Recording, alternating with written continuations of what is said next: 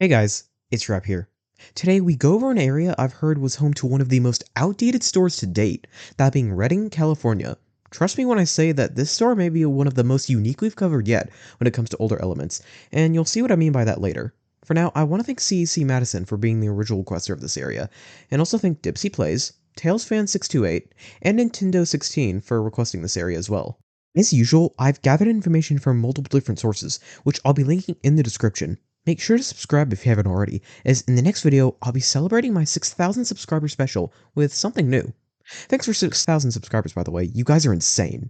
Anyways, let's get into the history of Chuck E. Cheese in Redding, California. 2167 Hilltop Drive location opened on February 8th, 1983 as a Chuck E. Cheese's Pizza Time Theater. It was planned as far back as September of 1982, with approval for the construction of the location being made soon after this.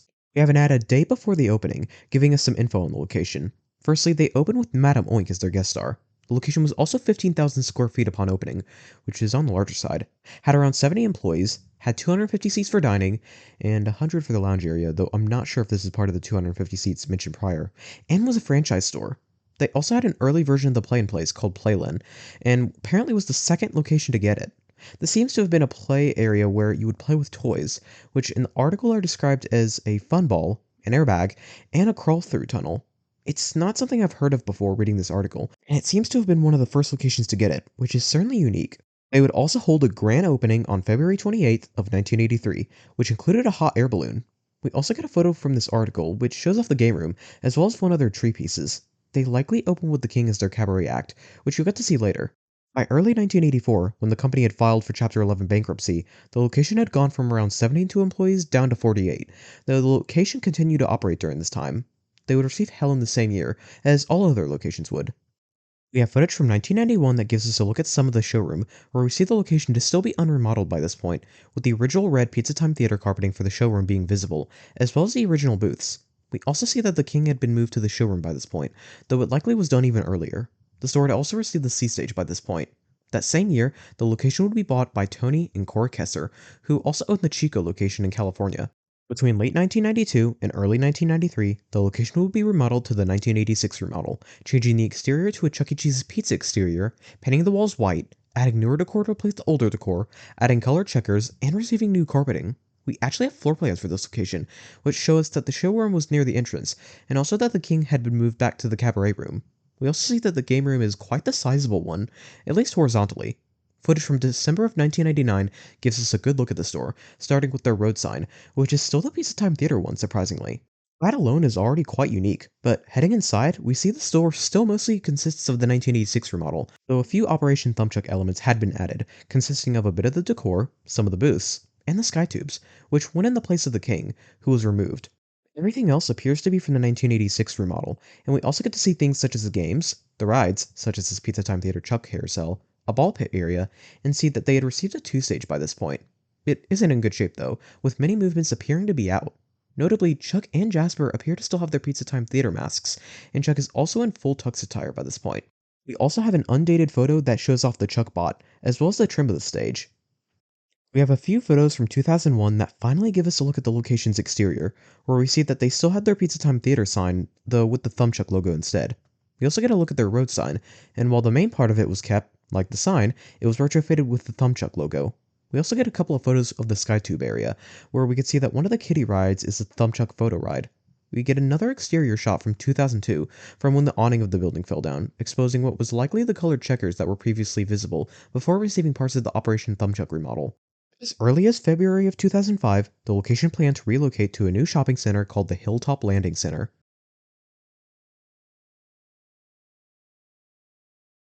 In December of 2006, the location would close, with ads being published to sell off the old items from the previous store a month prior. It's unknown exactly why they closed, though potentially the owners wanted to move to the new shopping center for some reason, as they relocated to the Hilltop Landing Center as mentioned before. The building would be subdivided, and would originally hold a tropical tan and bleachers, though both would be gone by 2021. As of March of 2025, Raw, an Asian restaurant, is in the space that bleachers used to be in, though the tropical tan part of the building seems to still be unoccupied. As for the fate of the bots, their exact fate is unknown, though they likely were sold during the sale of the location's items. The 910 Hilltop Drive location opened in late December of 2006 as a Chuck E. Cheese's, opening with a Studio C 2000 stage with a 16 movement pod. An article from over a year before the opening tells us the location is 9,000 square feet, which is quite a bit smaller than the former location's 15,000 square feet. An article from January of 2007 gives us a look at the store's exterior, which of course was an Avenger Chuck exterior. It also is unique, as the shopping center it was in all had the same building design, which resulted in the location looking like this, and I think it looks nice. We also get to hear about issues related to the store causing bottleneck issues in the shopping center. We have a bit of footage from 2010 that gives us a look at some of the games, including Chuck E. Cheese's Rockin' Bowler, as well as a bit of the decor, being these smaller Warhol Chuck pieces. We also get to see a photo of the stage from 2011, showing us that Chuck is still in full Chuck attire by this point, including the cap.